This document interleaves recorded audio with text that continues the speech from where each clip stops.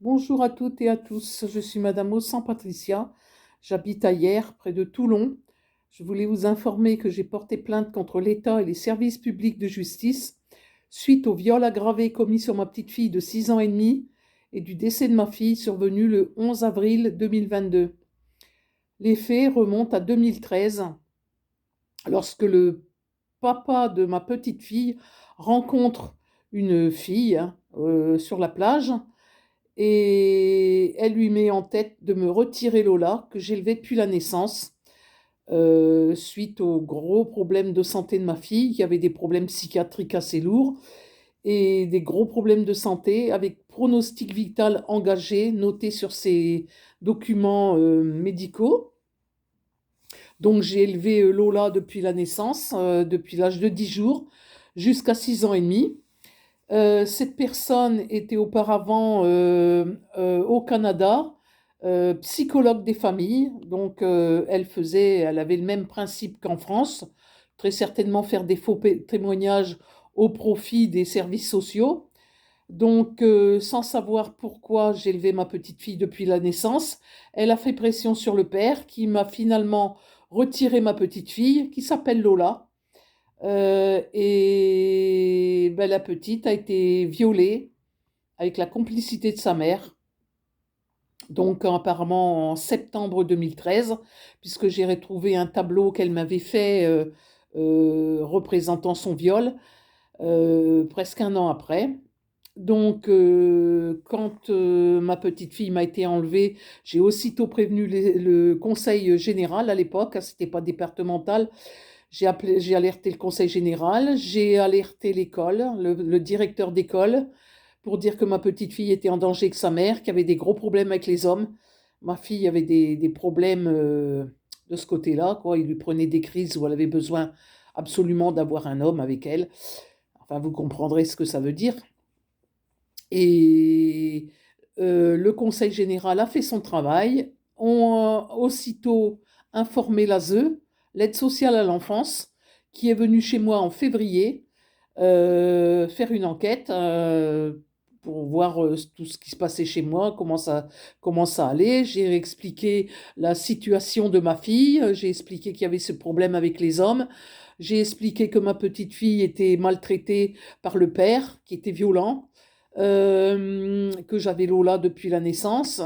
J'ai montré les documents médicaux de ma fille à cette enquêtrice, à cette intervenante, hein, une référente ASE, qui était parfaitement au courant de la situation. Et on est donc, elle m'a informé que ça allait être très long, que le temps que ça arrive auprès du juge pour enfants, il y en avait au moins pour un an et demi.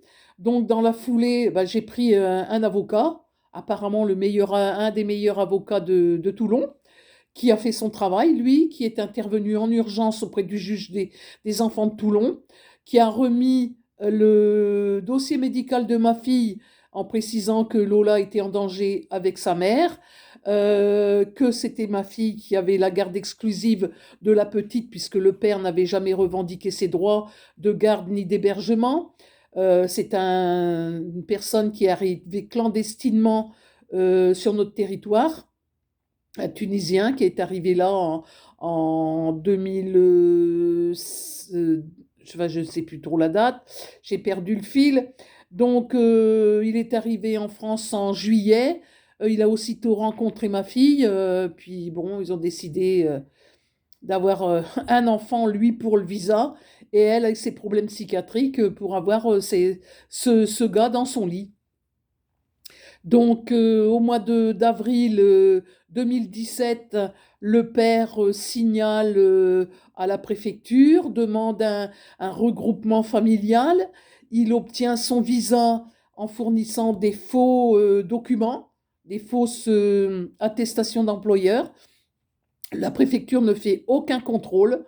Et dès qu'il a le visa, ça a été terminé. Il n'a plus voulu ni de ma fille, ni de la petite. Il n'est jamais intervenu ni quoi que ce soit pour aider financièrement aux premiers soins de la petite. Donc, elle est née le 9 juin 2017. J'ai récupéré la petite. que j'ai élevée pendant 6 ans et demi. Et cette personne, qui s'appelle Martina, qui a rencontré donc le père pendant les vacances, a insisté pour que la petite soit élevée par sa mère. Pour elle, c'était pas normal que Lola soit élevée par sa grand-mère, sans me demander pour quelle raison j'élevais la petite, ni ce qui se passait réellement. Elle connaissait rien, quoi. Euh, elle était quand même psychologue. Le père a un niveau de gamin de CP, pas plus, hein. Et donc, il se passe au mois de juin 2013, ma fille fait une embolie pulmonaire. Euh, il a été décidé à l'hôpital qu'il fallait la transporter d'urgence parce que ses jours étaient comptés, pronostic vital engagé. Elle est restée hospitalisée sur Toulon pendant presque 3 semaines. Et à la sortie de l'hôpital, cette Martina a insisté auprès du père pour que ma fille reprenne Lola, alors qu'elle était mourante quelques jours auparavant. Et ma fille a récupéré donc la petite. Moi, interdit d'approcher la gamine, j'avais plus le droit. D'après cette Martina, la petite devait vivre avec sa mère.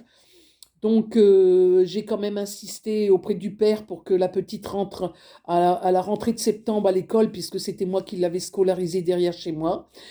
Et donc, bah, de septembre jusqu'au 23 octobre, cette personne qui s'appelle Martina a insisté auprès du père pour que la petite reparte avec sa mère.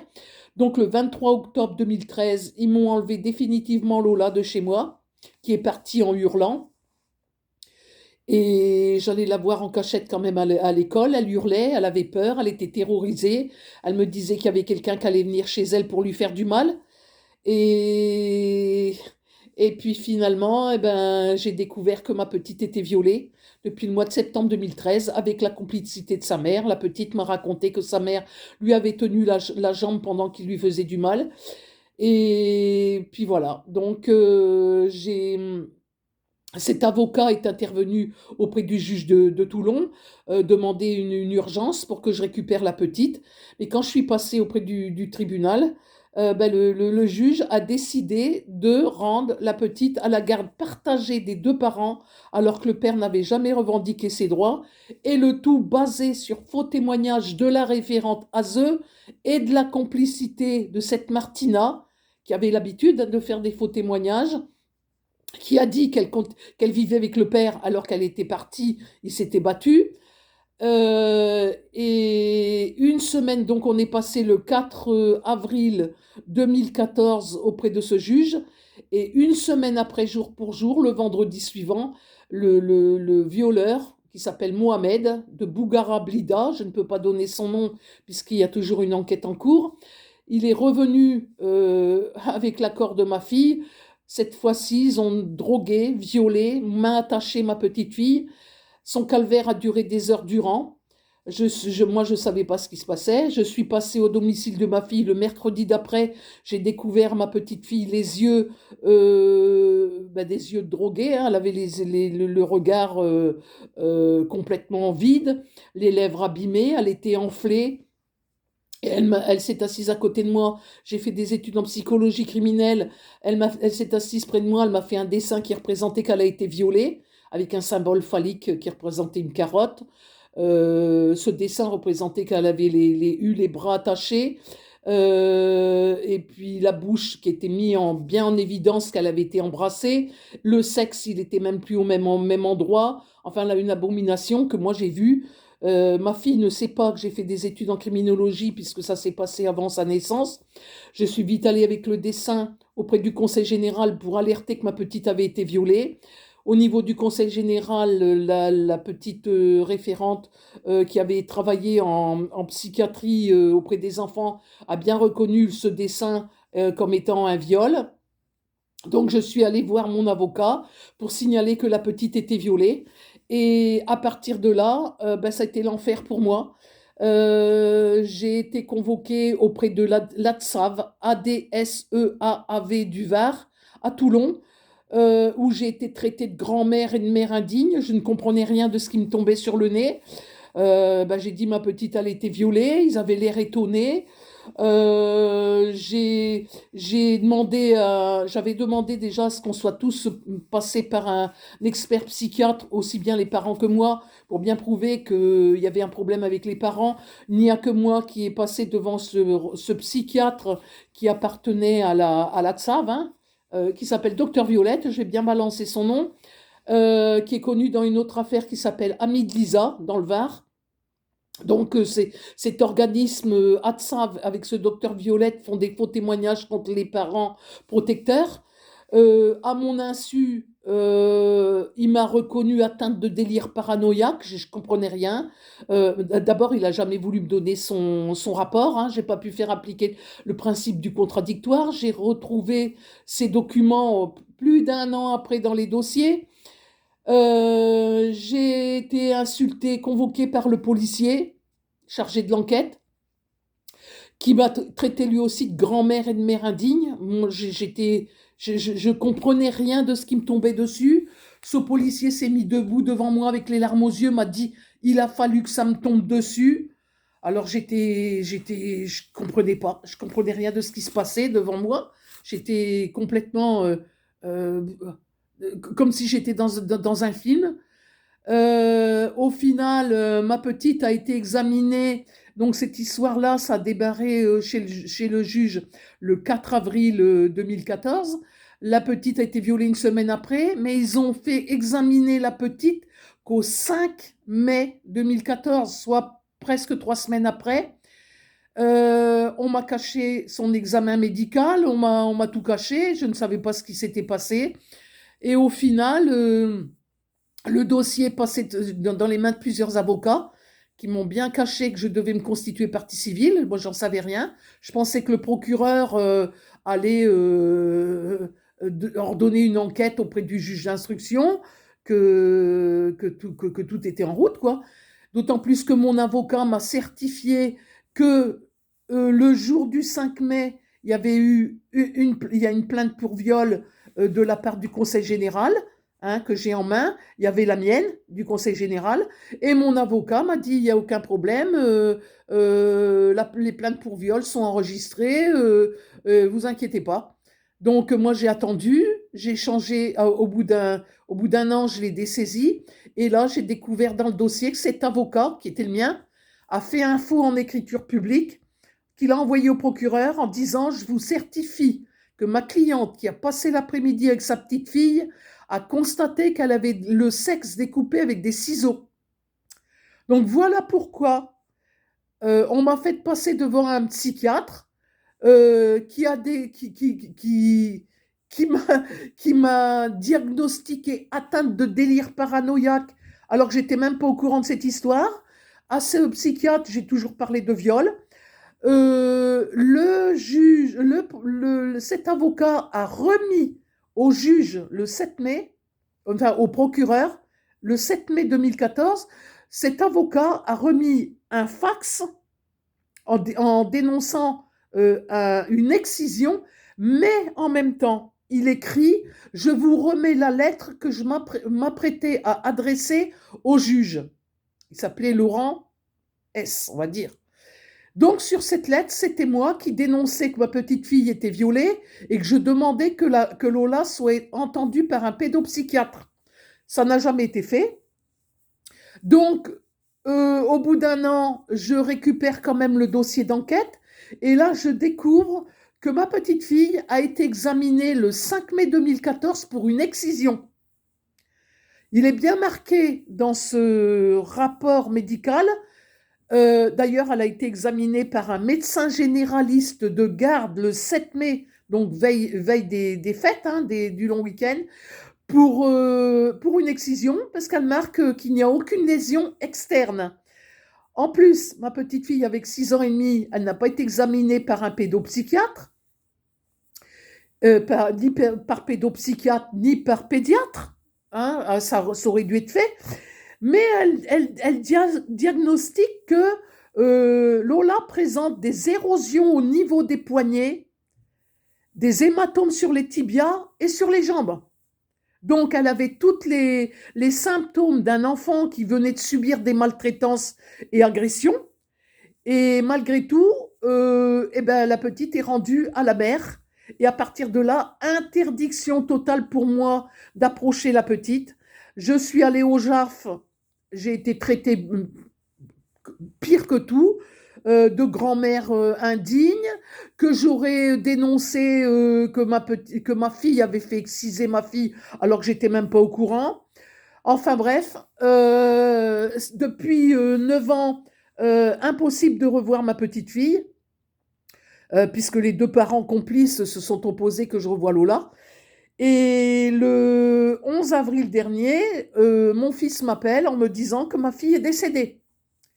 Donc, n'ayant pas vu la petite depuis 9 ans, j'ai demandé quand même à la voir la veille des obsèques. La gamine, bah, elle était méconnaissable, hein. Je l'avais eue, elle avait 6 ans et demi, là, elle en a 15, elle me dépasse de taille. Elle est venue avec cette dénommée Martina, qui l'a récupérée, qui a récupéré ma petite fille. Euh, donc, je leur ai dit à toutes les deux que j'allais demander la garde de Lola auprès du juge des enfants. Et là, cette Martina m'a répondu, il n'en est pas question. Carole, donc ma fille décédée, elle me dit, Carole me l'a donnée, Lola est à moi. Alors je suis tombée des nues, ma fille ne pouvait pas l'encadrer avec ce qu'elle lui avait fait. Donc j'ai envoyé un courrier au procureur en disant que cette Martina tenait des propos incohérents, que ma petite fille était complètement perturbée. J'avais bien vu qu'elle n'était pas dans son état normal. Bon, elle venait de perdre sa mère. J'ai demandé une expertise psychiatrique sur les deux, qui n'a pas été faite. Donc je suis passée auprès du juge des enfants au mois de mai, hein, quelques semaines après, puisque j'avais demandé la garde de ma petite en référé, en disant que c'était urgent, que la mère était décédée. Et là, je me retrouve en présence de la référente ASE, qui m'avait fait des faux témoignages en 2014 pour que les deux parents récupèrent Lola avec une pause d'AMO. Donc il y avait cette référente, il y avait cette Martina. Euh, Lola est d'abord passée toute seule. Je ne sais pas ce qu'elle leur a dit ou comment ça se passe. Elle est passée seule sans avocat. Et ensuite, j'ai été convoquée, on est passé en audience avec le père, avec cette Martina et moi. J'ai pas eu droit de parole. Mon nom est cité dans la procédure de la référente, alors que j'ai pas pu faire appliquer le principe du contradictoire. Je ne sais pas, je ne sais pas comment ça s'est passé. J'avais demandé une enquêtrice à mon domicile pour bien prouver que tout était prêt et que j'avais les moyens d'accueillir ma petite et qu'elle avait sa chambre à elle. Ça n'a pas été retenu. Finalement, la gamine est placée avec une OPP, un placement provisoire, chez cette Martina, qui, elle, demande, hein, alors qu'elle n'est absolument rien de la famille, elle demande le placement de ma petite fille en famille d'accueil. Il est bien précisé sur le rapport que cette Martina n'a pas les moyens d'héberger Lola, qu'elle vit en studio, que Lola n'a pas sa chambre, elle dort sur un divan, hein, depuis le mois de février 2022. Cependant, la petite, elle repart chez cette personne qui est responsable des viols et de la mort de ma fille, il ne faut quand même pas l'oublier. Et cette histoire dure pendant 6 mois, donc je fais appel entre deux. Et là, je me retrouve à Aix avec Madame Evelyne Guyon. Je vais donner son nom. C'est l'avocate, c'est la juge des enfants qui a remplacé le juge qui à l'époque est quand même reconnu responsable des viols commis sur ma petite fille, puisqu'il a été muté sur une île à Mamoudzou. C'est cette Madame Guyon qui a remplacé ce juge et qui m'a refusé une audience parce qu'il y avait donc dénonciation de viol. À partir du moment où il y a viol, vous n'avez plus le droit d'approcher l'enfant que vous avez voulu défendre. Donc cette Madame Guyon a refusé des audiences. J'ai une de mes avocates qui est allée voir pour signaler que la petite était en danger et qu'il fallait la sortir de là. Elle n'a rien voulu savoir. Et donc, 9 ans plus tard, je me retrouve avec cette Madame Guyon qui est maintenant juge des mineurs à Aix, qui m'a insultée, hein, quand même, ouvertement, m'a dit que j'étais folle. qu'il n'y avait pas de viol. Ben, je lui ai dit qu'il fallait qu'elle aille à la porte à côté, puisque le dossier est finalement arrivé en cour de cassation. Elle a refusé d'aller voir, hein, puisque je suis quand même remontée en cassation avec cette histoire. Et là, elle relit le rapport ASE, interdiction de dire quoi que ce soit. Ma requête à moi, elle n'est pas lue, les pièces jointes non plus. Et au final, elle me marque bien que ma requête soit acceptée. Elle me déboute de ma demande. Donc, les loups ne se mangent pas entre eux, hein. Elle ne pouvait pas casser un jugement qui était fait par une de ses collègues à Toulon. Donc, il a fallu que j'attende qu'il y ait une nouvelle audience. On est repassé le 28 novembre 2012. Et là, j'avais porté plainte, j'avais dénoncé la référente avec ses faux témoignages. Elle est remplacée par une autre référente qui, elle, demande au juge des enfants à ce que Lola soit placée dans une chambre en ville, alors elle a fait il est dit elle a fait une tentative de suicide, a été hospitalisée plusieurs jours.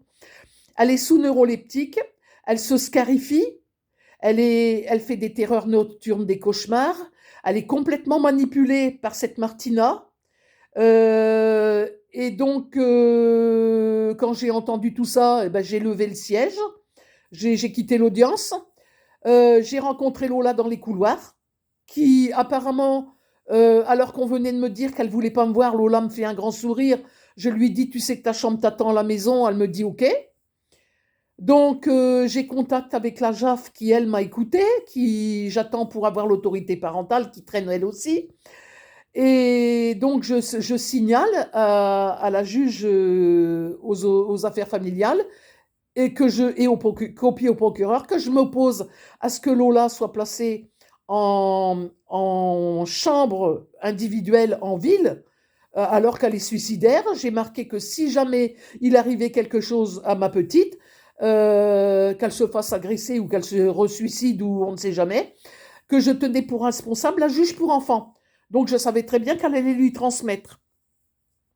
Cette audience a eu lieu le 28 novembre 2012 et c'est seulement en janvier 2013 que je reçois la notification de jugement où elle a quand même baissé pavillon et elle a remis Lola une fois de plus chez cette Martina qui a dit le jour de l'audience qu'elle n'en pouvait plus, ça ne pouvait plus durer, qu'elle voulait que Lola soit placée, que c'était une adolescence trop dure à élever. Ben, bien sûr, cette personne n'a jamais eu d'enfant.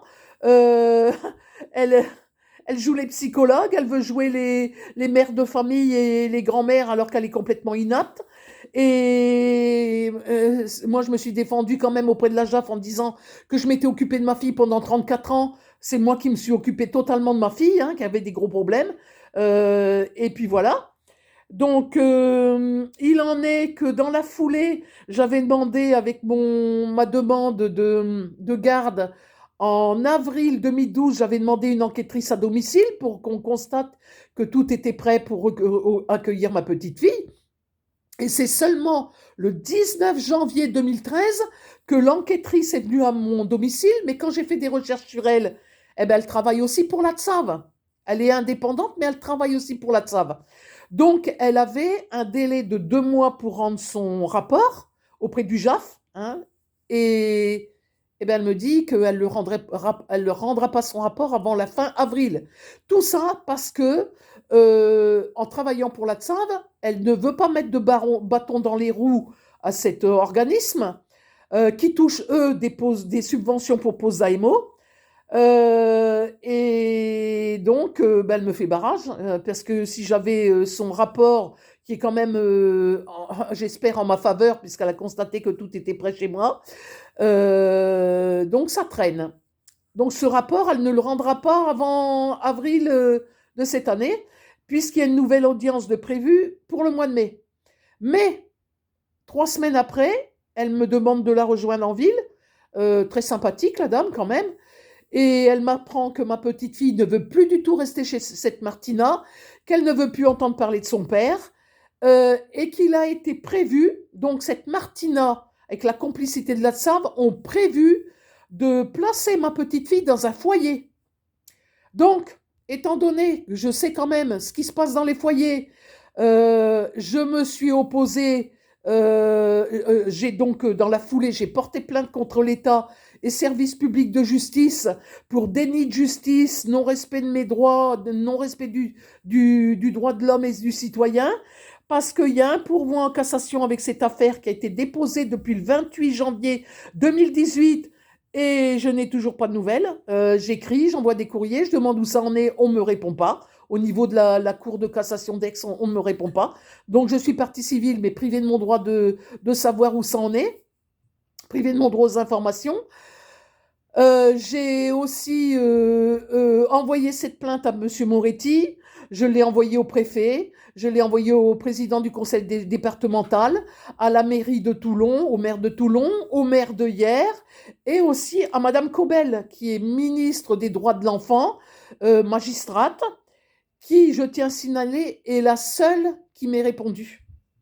Elle m'a répondu qu'elle comprenait mon désarroi, qu'elle prenait contact avec que malgré tout, elle ne pouvait pas intervenir parce que y avait une séparation des pouvoirs et que elle interpellait Monsieur Moretti, le préfet, le président du conseil général départemental.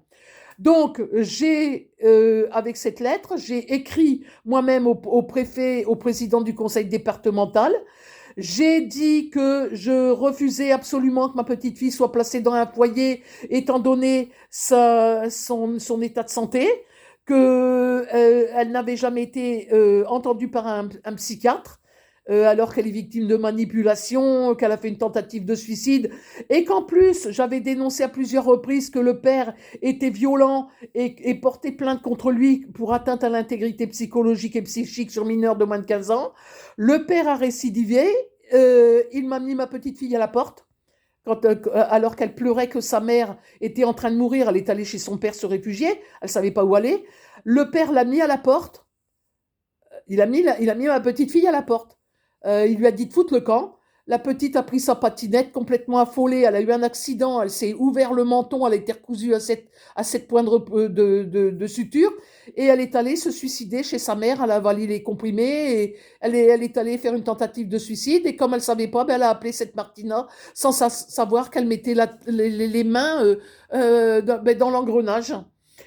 Donc, j'ai aussi envoyé un courrier à l'ambassadeur de Tunisie lui signalant que malgré mon courrier que je lui avais envoyé en 2015 pour lui signaler que ma petite fille avait été violée par un Algérien, je n'avais toujours pas obtenu de justice 8 ans après les faits, que je savais très bien qu'il ne pouvait pas intervenir, mais que je voulais quand même l'informer de comment sont traités nos enfants sur notre territoire. J'ai envoyé copie de cette lettre au préfet et au président du conseil départemental en précisant que je ne voulais pas que ma petite fille aille dans un foyer parce que la première juge que j'avais eue s'y était opposée en disant que ça serait bien pire que pour ma petite fille, puisqu'il y avait des délinquants, des cas lourds, des cas sociaux lourds, et que c'était pas la place de Lola. Donc, j'ai envoyé ces courriers en recommandé, et quelques jours après, un article passe dans le Var Matin en précisant que un foyer tenu par les services sociaux, donc à eux, avec qui j'ai affaire, dénonce, il y a un avocat qui a dénoncé que des enfants placés, des mineurs, hein, des petits, avaient été violés. Donc, sous la responsabilité donc, de ce président du conseil départemental, puisque c'est lui qui finance et l'ASE et la TSAV. Donc, ben là, je suis en train de refaire un courrier que j'envoie demain auprès du procureur général pour demander réouverture du dossier d'enquête. Hein, c'est une affaire criminelle, c'est bien classé comme affaire criminelle auprès de la Cour de cassation en vue de cour d'assises. Je demande réouverture du dossier. Étant donné que moi j'ai tous les documents hein, qui prouvent que Lola a été examinée pour une excision et non pour un viol. Et les juges successifs que j'ai eus ont eu du parti pris. Donc, c'est interdit parce qu'un juge doit rester impartial. Sur les 3 juges que j'ai eus, à chaque fois, ont pris position pour la TSAV, au profit de la TSAV et de leur détournement de fonds, parce que je vais aller jusqu'au fond des choses. Il s'agit de détournement de fonds basés sur des faux rapports de la part des référents, hein, qui massacrent complètement le parent protecteur. Donc, il y a un détournement de fonds publics. J'ai aussi envoyé une alerte à la Cour des comptes de Paris, preuve à l'appui comme quoi j'étais victime de faux témoignages au profit de la TSAV. Et donc, tout est en cours de route et demain, j'envoie cette demande de révision de procès, quoi. Puisque les viols ne sont toujours pas reconnus au bout de 8 ans, il y a quand même un peu d'abus, quoi. Alors, il faut savoir que cet Algérien qui a violé ma gamine s'est réfugié en Suisse. Alors, comment il a fait pour y arriver, j'en sais rien, puisqu'il n'avait pas d'argent du tout, il était à Paris. C'est ma fille qui lui payait ses voyages en train pour venir violer ma gosse. Ma fille, qui était complètement détraquée sur le plan psychiatrique, a ouvert un groupe de rencontres pour faire venir des étrangers sur le territoire, a publié la photo de ma petite fille sur ce site de rencontre. Les assistantes sociales du Conseil général, c'était général à l'époque, maintenant départemental, ont alerté le procureur qui n'a rien fait. Et en fait, dans la foulée, quand on regarde tous les documents, ma petite fille a été violée 1 semaine après que le juge des enfants l'ait remis à la garde partagée des 2 parents, donc le 11 avril, mais ils ont attendu le 7 mai à 17h30 et une autre plainte à 17h44 pour porter plainte pour viol et l'avocat en question pour excision, juste au moment où le procureur de Toulon est parti en long week-end. Donc, dans la foulée, c'est le vice-procureur qui a récupéré, le boulet, hein, et j'ai appris qu'il s'était fait virer, alors que depuis le départ, le procureur était au courant de cette histoire, puisque le président du Conseil général lui a envoyé tous des bordereaux de transmission que j'ai, puisque je suis partie civile. Il alertait le procureur de Toulon que la petite était en danger avec la mère. Mais d'un autre côté, le juge, lui, est passé en conseil de discipline, puisque le procureur a fait d'une pierre deux coups. Il a alerté le CSM pour dire que le juge était responsable du dossier, donc ils ont bien reconnu que ma gamine était victime de viol. Ce juge pour enfants est passé en conseil de discipline et il a été muté sur une île à Mamoudzou, alors qu'il était vice-président du tribunal de Toulon. Il était président du conseil de la magistrature de la région PACA. Sa femme était magistrate ici dans la région. Ils ont une grosse demeure ici à Hyères. Alors, il y a quand même une justice, hein. Il faut savoir qu'il y a quand même une justice, c'est que euh, pratiquement toutes les personnes impliquées dans cette histoire ont tous été mutés, virés, ils ne sont plus en circulation. Moi, mon problème, c'est que ça traîne au niveau de la Cour de cassation, que les viols ne sont pas officiellement reconnus et que là, dernièrement, la juge m'a renvoyé un document en disant qu'elle ne pouvait pas me donner la garde de Lola, étant donné que je dénonce des viols et que je tiens des propos inquiétants. Alors imaginez un peu, on vous dit sans arrêt, ça passe à la télé, dès que vous avez connaissance d'un enfant maltraité, veuillez alerter, vite, il faut prévenir et tout. Et quand on fait son travail, eh ben, on est complètement privé de nos droits. Hein, moi, je suis quand même la grand-mère, hein, qui a élevé la petite et qui vient de perdre sa mère et qui a interdit d'avoir le moindre rapport avec sa grand-mère, le moindre rapport de tendresse, pas un mot, on n'a pas le droit de s'écrire ni rien. Bon, la petite, elle m'a quand même écrit, on a quand même pu correspondre vite fait, mais elle s'est fait certainement attraper puisqu'elle est complètement sous contrôle là depuis quelques semaines, elle ne me répond plus. Et ben voilà où on en est. Donc, ne prenez pas d'avocat. Ce que je vous conseille, moi, je vous le conseille ouvertement, c'est que portez plainte quand vous êtes victime de faux témoignages de l'ASE Il faut prouver que que vous êtes victime, hein, que vous êtes victime de faux témoignages. Portez plainte auprès du procureur de la République, du TGI, tribunal de grande instance de là où vous résidez, et en même temps, euh, portez plainte auprès du doyen des juges d'instruction avec constitution de partie civile, avec les documents, preuve à l'appui que vous êtes victime de l'ASE, et demander des lourdes indemnisations, hein. Moi, j'ai demandé 8 millions d'euros de dédommagement pour les 8 ans qu'on m'a fait passer sans pouvoir avoir le moindre contact sur ma petite fille, alors qu'il y avait les preuves qu'elle était violée et qu'elle a été placée chez les parents maltraitants. Donc, j'ai réclamé 8 millions de dommages et intérêts sur ma plainte contre l'État et les services publics de justice. J'ai réclamé 500 000 euros tous les premiers du mois tant que ma petite fille ne sera pas revenue à mon domicile. Donc, j'ai envoyé une main levée de placement auprès du juge des enfants. J'attends. D'un autre côté, tant que l'enquêtrice n'a pas rendu son rapport auprès du JAF, eh ben, je ne peux pas avoir mon autorité parentale et j'ai demandé la garde exclusive de Lola. Donc tout traîne et mon calvaire en tant que grand-mère dure depuis le 23 octobre 2013.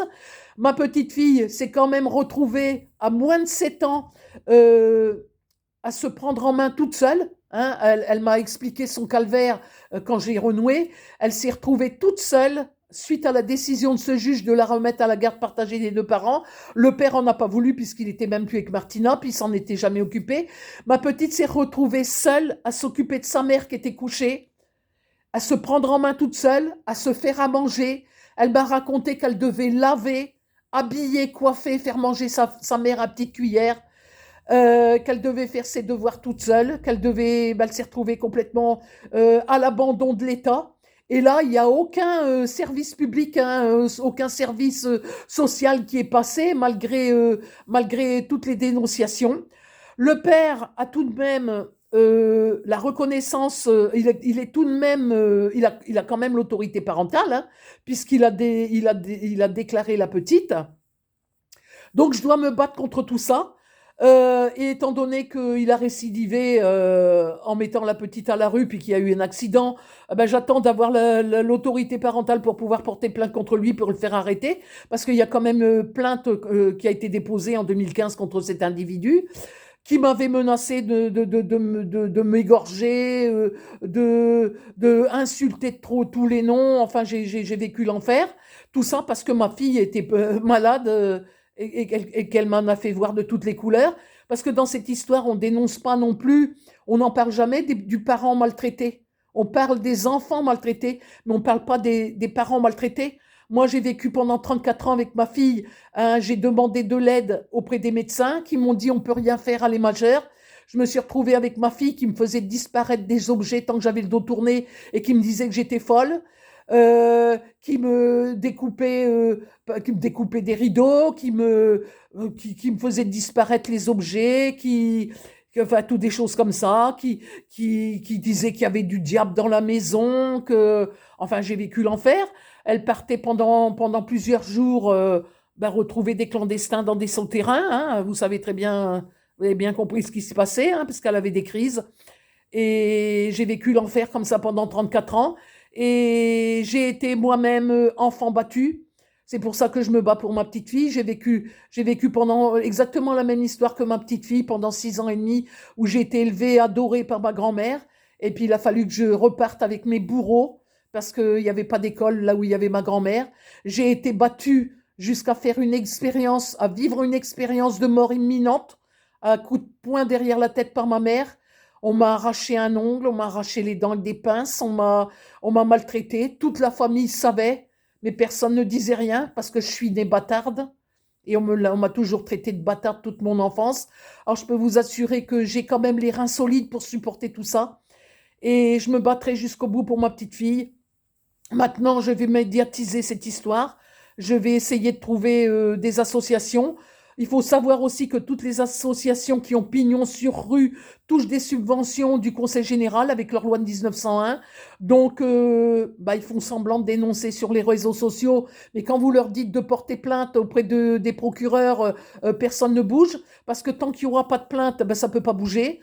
Et bon, ils écrivent des livres, ils dénoncent, hein, ça pour dénoncer, ils dénoncent. Mais personne ne portait plainte contre l'État et les services publics de justice comme je l'ai fait. Donc, dorénavant, faites attention. Si vous avez des problèmes familiaux, essayez de les régler vous.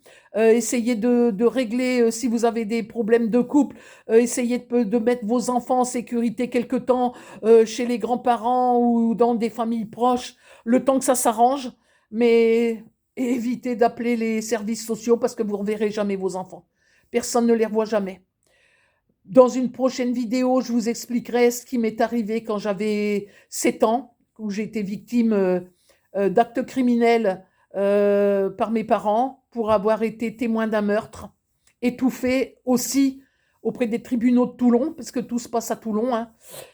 Et donc, je pense que je vous en ai déjà assez raconté comme ça. Pour ma part, je continue de me battre pour ma petite. Et si on ne me la rend pas, il me reste encore 2 ans à attendre pour la récupérer à 18 ans.